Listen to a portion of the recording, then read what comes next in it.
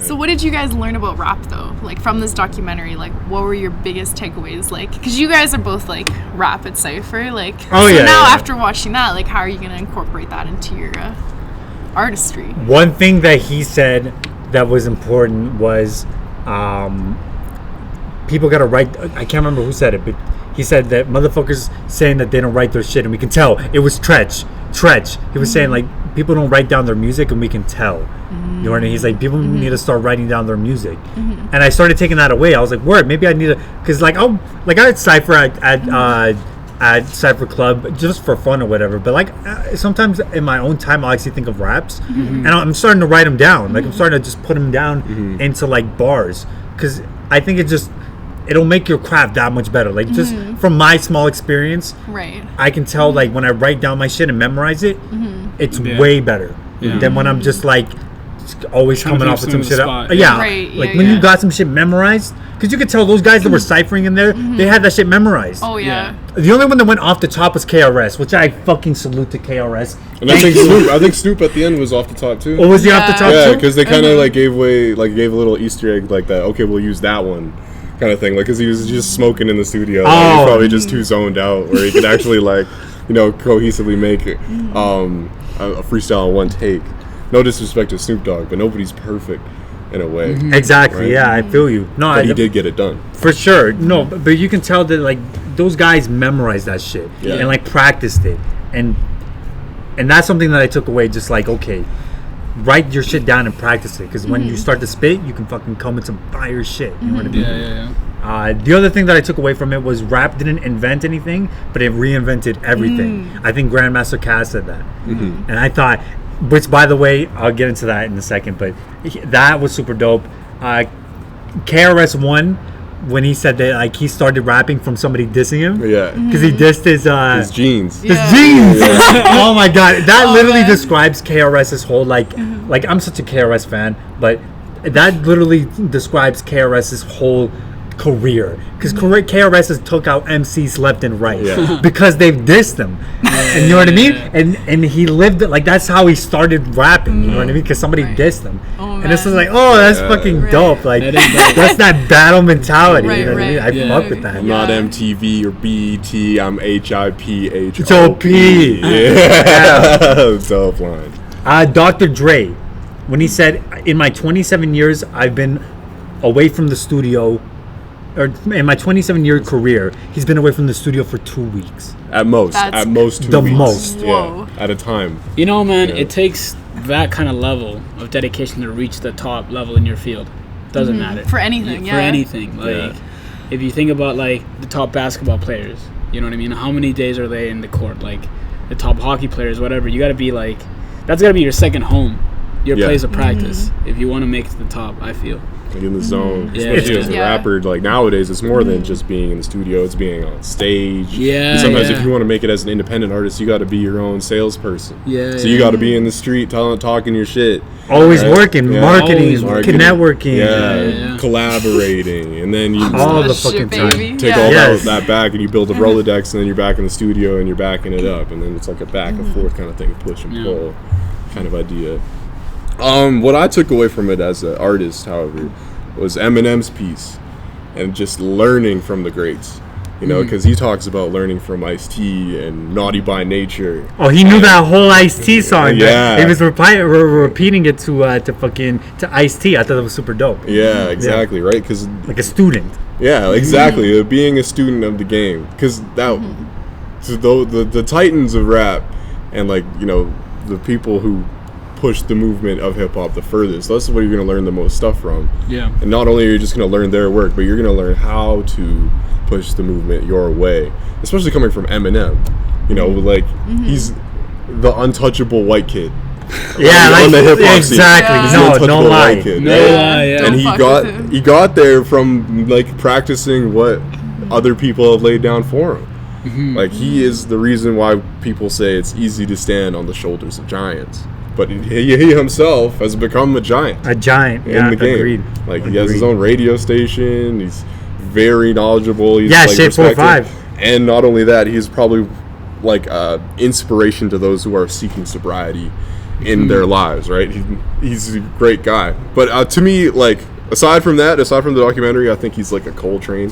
I wish he was still on the drugs. His music was so good back in the day. No, that's a reference that like a lot of people won't catch. I like what Coltrane used to take a lot of drugs. Used to bang heroin. Oh, really? I didn't know that shit. Yeah. And like that's when did like my favorite? No, sorry. Was it My Favorite Things? And like what was that album? I'm thinking like Coltrane. Some of the Coltrane's best music. Like when did those come out? I don't know. Like, was it when he was taking drugs? Yeah, usually. I use that as a reference. I'm not a huge jazz fan, but I know that a lot of... I'm sorry. I know that a lot of jazz artists and fanatics say that John Coltrane created great music when he was on drugs. Mm-hmm. Yeah, so that's how I use that many reference. Artists. Yeah. I'd say let's be careful with that. I think Royce the 5'9". Cut that out. No, it's fine. We'll leave it in. I feel like Royce the 5'9" is an example of somebody who did the opposite. He went off drugs recently. Like he went off of drinking, and I think he put out his best album in his career. So I would agree with that. With Book of Ryan. So I think, which he was in the documentary, and he spit a pretty decent verse. Somebody who went the sober route and started putting out more content, in my opinion. So I would disagree with the best rappers or the best artists putting out drugs or putting out music the best when they're on drugs. I'm not advocating that rappers should be on drugs to create good music, or musicians in general. He's just saying one example. He's just Eminem created great music when he was on drugs. I think nowadays, like, he has so much stamina that I can't Maybe he even keep up overthinks with things. Maybe he overthinks things. Maybe. But when he was on drugs, when he was living that wild, crazy style, that's what I was attracted to the most. Because like, he's saying the shit that you wouldn't even think of. Yeah. Like, he's talking about, tying up his wife and then driving her off of a bridge with his daughter in the front seat. While he's got, like, some, like, real life, like, legal shit going on and shit. But I think he's got better technically. Technically, yeah, he's advanced. He's the fastest rapper in the world, hands down. Like, but like creatively, it's just not there. That's not what really attracted me to him. It was just the like shock and awe factor. Right. It really got me going. Okay, the last question I ask, we'll wrap it up with this one. Who do you think had the best verse in the documentary? I'd say Grandmaster Caz or Kanye West. And Kanye West spit his verse from It was from My Beautiful Dark the second track with Raekwon and Kid Cudi. Oh my god! Gorgeous, isn't it? No, I have to find it. I think it's Ever let you live us down. He spit that what the hell's a black beetle? Anyway, a fucking roach. Yeah. I was just like, god damn. Fucking coach. And like, see, like I wish Kanye was still spitting like this. You know what I mean? What happened? Same. It was gorgeous. Yes, you were right. Yeah, gorgeous. Fucking shout outs to Kanye West and Grandmaster Caz. Those are my two favorite verses on the fucking documentary. I'm not a huge Kanye West fan, but I'm gonna go with him. Yeah, he did kill it for that verse. Killed it. Like, I was like taken aback. I was like, man, like I'm not a big fan of you, but like that was good. Yeah, I wouldn't say I'm the biggest like Kanye fan, especially not nowadays. But especially not nowadays. But like then, it was just like, what? Dope. Joe Budden. Oh, yeah. He spit the longest verse, bro. He went on for like days. But that was the thing. He didn't talk. He just spit a verse, right? I mean, like the way it was presented. That was cool. The way it was presented. And they actually had imagery to go along with it. That's what I loved about the documentary too, because it was audio and visual, right? So it actually brought the images, what he was rapping about, to the screen. So that's why I really enjoyed the verse. I also really enjoyed Tretch's verse. That was a funny one. I don't remember Tretch's verse. Oh, he was calling out all these whack rappers and telling them to go work at Wendy's. It's like, that's how I feel sometimes. Like, some of these people shouldn't be rapping. You know what I'm saying? There's a lot of people in the world that shouldn't be rapping. Yeah. Yeah. It's not for everybody. It isn't. No. If you're trying to chase cloud or like, you know. Yeah. I think if you want to rap, you should rap.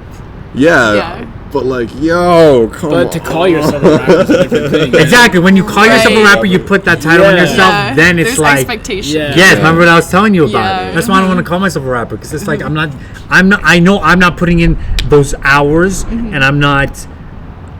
Like, if I was to call myself a rapper, I would be fucking doing that day in, day out. I would be like in the studio, writing every day, thinking about concepts. The way that I do this, right? Where I think of concepts like constantly, what can I do to advance this? Like, and I'm doing this on my spare time. So I wouldn't call myself a rapper because I'm not putting in those hours at this point. You know what I mean? To really earn that title of like calling yourself a rapper. Because you call yourself a rapper, you better be putting in those fucking hours. You know what I mean? And the lifestyle too. Like, that's why I wouldn't call myself a rapper yet. You know, like.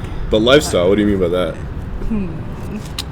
Like, homie, like a lifestyle. Like a rapper's lifestyle? I think that's just kind of overrated. Living a rapper's lifestyle, that's just kind of overrated. What's a rapper's lifestyle? I think it's more about like what you have to say and how you say it. You know what I mean? Absolutely. Because look at Logic. Like, Logic doesn't live a crazy lifestyle, but he spits fire. You know what I mean? He stays at home. He stays active. Yeah. And makes music. That's about it. But that's it. He's a rapper. Tyler, the Creator. He just like made videos and like skateboarded all the time. He's still a rapper. Absolutely, right? I think that rapper lifestyle has kind of been like that mold has been broken from the like there's still of course a lifestyle that comes with it. Especially when you make it big. But when you're creating music, it's just like it's however you make it. You know? For sure.